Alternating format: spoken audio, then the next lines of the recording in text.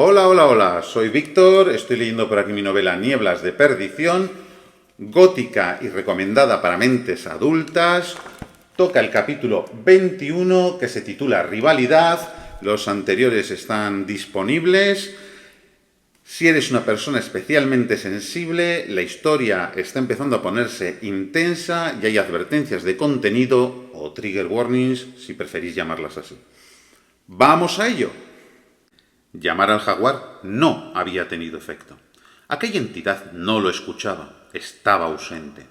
Aunque hubiera renegado de él cuando lo consideraba una maldición horrorosa, quería que lo volviese a ayudar, como cuando sanó su maltrecho físico. Esa era una vía muerta, extinta y sin continuación. Inmerso en un mar de plata, Diego buscaba a su padre. De todos los que había allí dentro, él era el único con el que le parecía factible constituir una alianza de algún tipo. Flotaba en una nada abstracta dotada de una imagen borrosa y esquemática de lo que ocurría fuera, sintiéndose irreal e iracundo, queriendo retomar su vida, recuperar lo que le pertenecía por nacimiento. Nadando en la inmensidad brumosa, vio un punto a lo lejos y fue en aquella dirección. Era Estefanía, la sirvienta que tanto se había preocupado siempre por él, la que tenía la nariz torcida por su culpa. De pronto comprendió que también debía considerar a quienes tantos años le atendieron. Ellos también estaban encerrados con él y se pondrían de su parte si lograba hacerlos reaccionar. Le habló, intentó despertarla, pero tan solo pronunciaba incoherencias, como sumida en un sueño profundo. Le cogió la mano y tiró de ella, llevándosela consigo, prosiguiendo con su exploración intuitiva. Más adelante encontró a Leticia y a otros, agarrándolos también.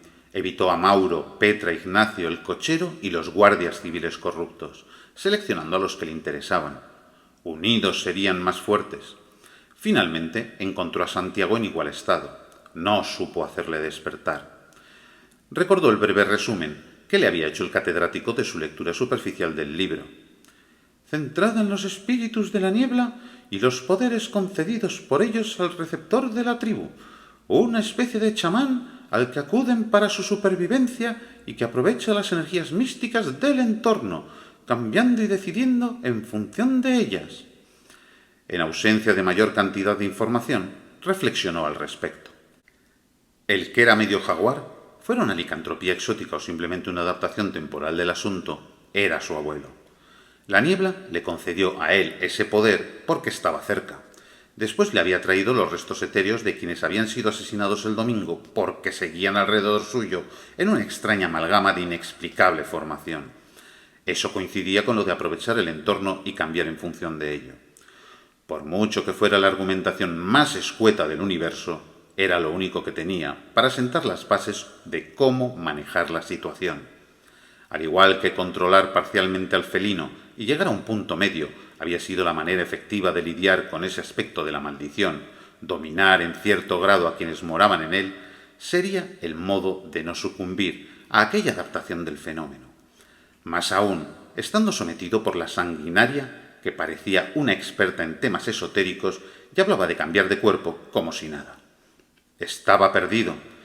Ya no había un fondo más profundo al que caer. Después de aquello, solo quedaba la desaparición completa, y no iba a consentir tal cosa. Debía hallar una forma de emplear lo que estaba a su disposición, que venía a ser el conjunto de difuntos apenas activos, para emerger a la realidad y expulsar a la pirada sin escrúpulos que había tomado las riendas.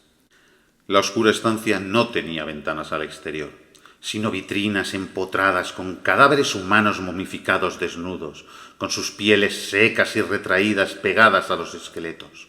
El suelo era de ónice negro y las lámparas de araña decoradas con esferas de azabache tenían menos velas de las recomendables, aunque suficientes para iluminar la alargada mesa de ébano que había debajo. 12 de los asistentes permanecían en silencio, escuchando a Elsa pronunciar un lenguaje que Diego no comprendía. A todos los acompañaban formas humanoides espectrales, la mayoría carentes de piernas, aparentemente sólo visibles para el asistente involuntario. En el centro de la superficie de madera oscura había una bandeja de oro, sobre la que lloraba la niñita sin abrigo alguno. rodeada por un canalillo ovalado del mismo material, muy próximo al borde de la mesa y relleno con brasas de carbón.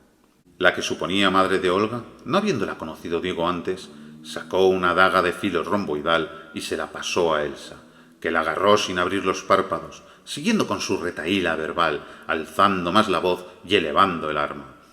Los demás comenzaron a repetir sus palabras, formando una coral poco coordinada al principio y logrando mayor sincronicidad al poco, incluyendo a Amelia, cuyas voces retumbaban con intensidad ahora que Diego había conseguido arrastrar a sus compañeros fallecidos hasta una posición aparentemente próxima a la abertura que mostraba el deformado exterior. El legítimo propietario del recipiente orgánico sentado frente a Elsa enfocaba todos sus esfuerzos en acercarse progresivamente al ventanal alterador de la realidad que lo conectaba con el mundo. Estaba convencido de que si llegaba al borde conseguiría salir, quizá junto con los seleccionados o al menos con su ayuda latente. Aquel podía ser el momento apropiado mientras su captora se concentraba en la siniestra tarea de grupo que llevaban a cabo. Sus propios menesteres eran la distracción perfecta. Un viento de procedencia inexplicable apagó casi todas las diminutas llamas, llegando a tirar incluso los cilindros de cera que las alimentaban, creando una penumbra reforzada por el color negro de vestimentas y estancia. Las personas presentes pasaron a ser discernibles del fondo, tan solo por los detalles rojos de sus prendas y las frentes levemente iluminadas desde el techo, a excepción de la cría resaltada por el metal amarillento sobre el que se hallaba. ¡No!, chilló Diego al ver un destello alzándose sobre la cabeza de Elsa, tomando forma de lo que era al acercarse a las escasas fuentes de luz. La angulosa y afilada arma apuntó arriba, poniéndose su portadora en pie para lograr mayor altura. Los entes fantasmales retemblaron en una breve intermitencia. «Quiero recuperar a mi familia, en concreto a mi hija Amelia y a mi marido Ignacio». Diego temía que la hoja metálica descendiera hacia quien lloraba desconsolada en el centro. Elsa pasó la daga a quien estaba a su izquierda, sentándose en el proceso. La siguiente se levantó, tomó una postura similar a la primera y habló. «Quiero que mi hija Olga deje atrás su escrupulosa estrechez de miras y se integre por completo en nuestras actividades», pidió la tía de Amelia. «Deseo saber qué negocios son los que me proporcionarán mayor beneficio».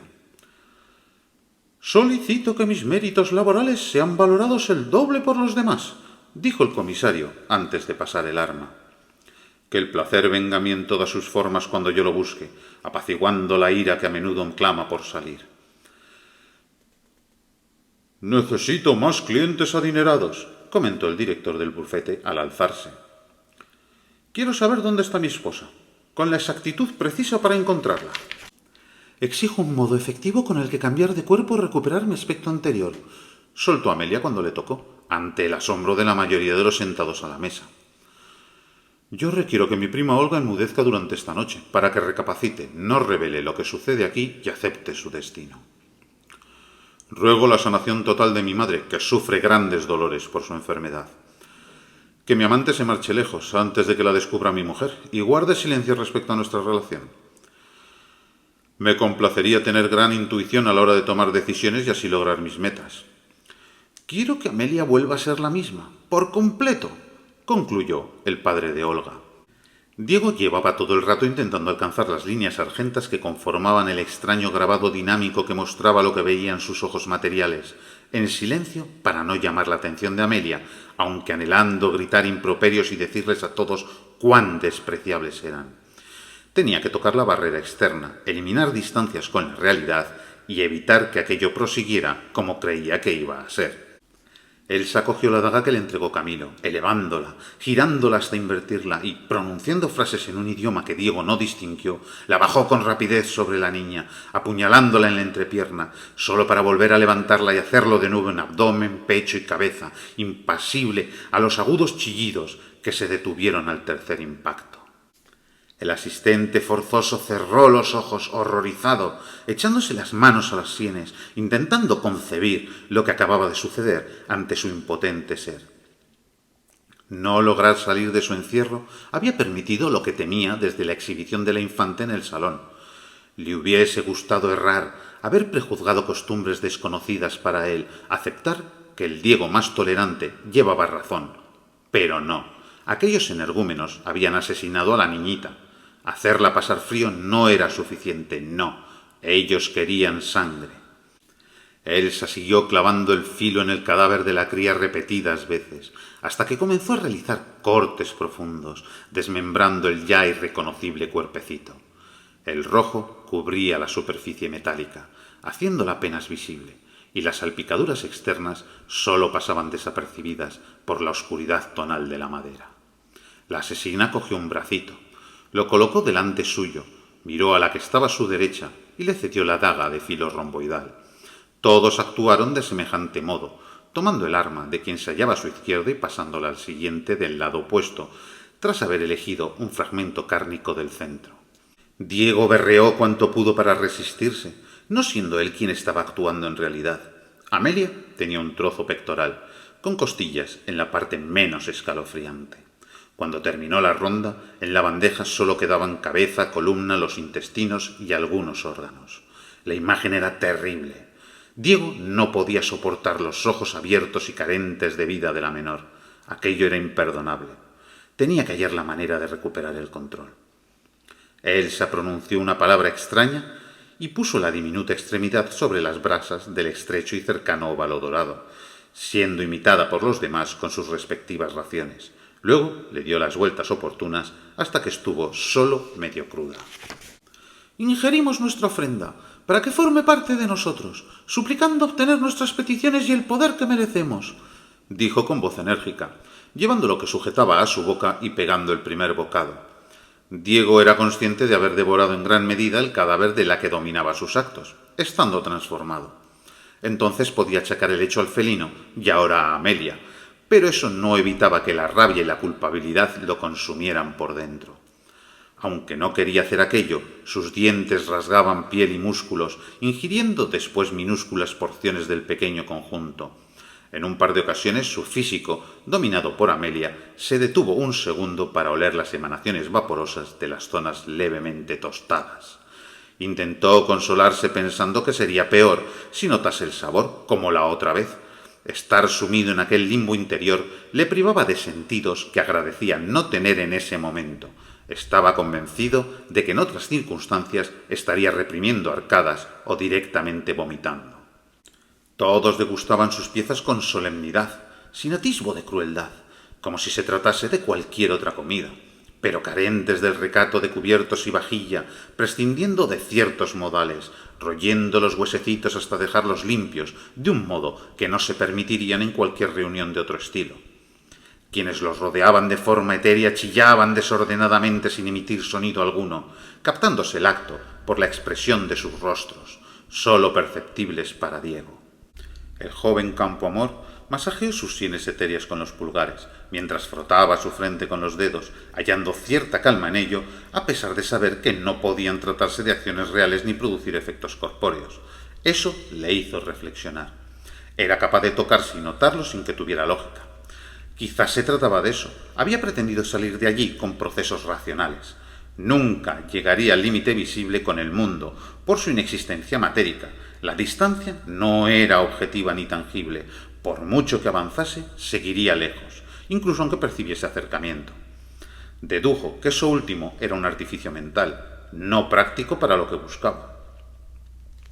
Siguiendo esa cadena de planteamientos, había cometido un error fatal desde el principio. Continuaba pensando como un individuo, en el fondo porque lo era y siempre lo había sido, pero quizá podía orientar el asunto de otra manera, sin perder su identidad ni permitir que se diluyera en aquella nada plateada. Entonces se le ocurrió que no tenía que salir él, sino que debía emerger la niebla, que parecía ser mucho más potente en el rango de las cosas sobrenaturales, y ella los sacaría fuera. La negra aparecía sola del entorno, pero la nueva daba la impresión de estar dentro de él desde que se metió por su espalda la amalgama fantasmal, sin importar que la hubiese visto alrededor al principio. Una vez en el exterior, era posible que él siguiese en su cuerpo y todos los que no tenían se convirtiesen en espectros similares a los que portaban aquellos desgraciados y a los que rodeaban la enorme vivienda. Claro que, por otro lado, carecía de cualquier conocimiento que respaldase dicha hipótesis, tan solo enarbolada a raíz de la desesperación que lo embargaba. Tenía que hacer algo, lo que fuera menos seguir igual. Era complicado poner en práctica su teoría. Sin embargo, necesitaba hallar una manera de lograrlo. Amelia había salido y lo había metido a él dentro, así que la vía de acceso existía y usarla dependía de dar con el proceso adecuado. Le costaba reflexionar con lo que sucedía en la estancia, pero también le evadía de la situación y permitía amortiguar los sentimientos que le turbaban. Evaluando si despertar a quienes estaban con él, consideró que su posible alteración sería más útil fuera, lidiando con los caníbales. Allí dentro tendría que encargarse él de apaciguarlos, y no los quería tranquilos cuando emergieran. Era posible que el esfuerzo y la dedicación estuviesen sobrevalorados. Aunque no podía pasar de todo, tampoco ser predecible. Todas las barreras impuestas por la sádica rubia irían enfocadas a lo que se suponía que haría, resistirse e intentar salir o dominar su cuerpo. Aquello era una especie de niebla, y él flotaba en ella. Cerró los ojos, ignoró los estímulos que le llegaban. Fluyó con el entorno limitado en el que estaba encerrado, comprendiendo que aquella brumosidad plateada era más antigua y poderosa que cualquiera de los contendientes. Esa lucha no la ganarían humanos, sino la maldición. Solo tenía que posicionarla de su lado, fluir con ella, sentirse parte del conjunto, llegar a un punto medio similar al logrado con el feroz animal durante el fin de semana. Sería difícil y cometería errores, pero apostaría lo que fuera a que no serían actos tan crueles como el que acababa de presenciar. La boca de Diego se abrió de par en par, casi hasta desencajar su mandíbula, y emitió un sonido gutural. Elsa se quedó ojiplática y boquiabierta, dejando caer un hilillo de líquido carmesí, sosteniendo una copa de cristal tallado con lo que se podía suponer sangre. Un grueso chorro de niebla surgió a presión, como si de una gigantesca tetera se tratase, inundando la sala a gran velocidad, mientras los comensales echaban atrás la cabeza, se ponían en pie y algunos dejaban caer sus recipientes vítreos, confusos. El sonido cavernoso reverberaba y las cuentas azabache de las dos lámparas de araña tintineaban. Las velas se apagaron, pasando a ser la luminescencia de la propia humedad argentea y los destellos que la acompañaban los que permitían seguir vislumbrando algo en medio del caos que se estaba formando. Entre los zarcillos neblinosos y las redondeadas formas que los generaban, de peculiares grises metálicos, aparecieron siluetas semitransparentes azules, emitiendo silbidos propios del viento. También se volvieron perceptibles para otros los que seguían a esos a quienes estaban atados, revoloteándolos con las extremidades estiradas hacia ellos, como si desearan tocarlos, y no pudieran. Los visitantes se alborotaron, chocándose entre sí, intentando alcanzar la salida. La matriarca observaba a Diego con intensidad, analizándolo. «Elsa, esto no va bien», informó la madre de Olga, con una mano apoyada en el antebrazo de su concuñada, viendo cómo Camilo y Genaro se apartaban y seguían al resto. «Cállate, Aitana». Las miradas de Diego y Elsa se cruzaron. «¿Amelia?», preguntó la mujer de expresión severa y melena rubia. Aquella a quien se dirigía salió despedida por la abertura facial del alto y delgado varón, dejando una estela índigo que se entremezcló con la clara humedad destellante que seguía surgiendo.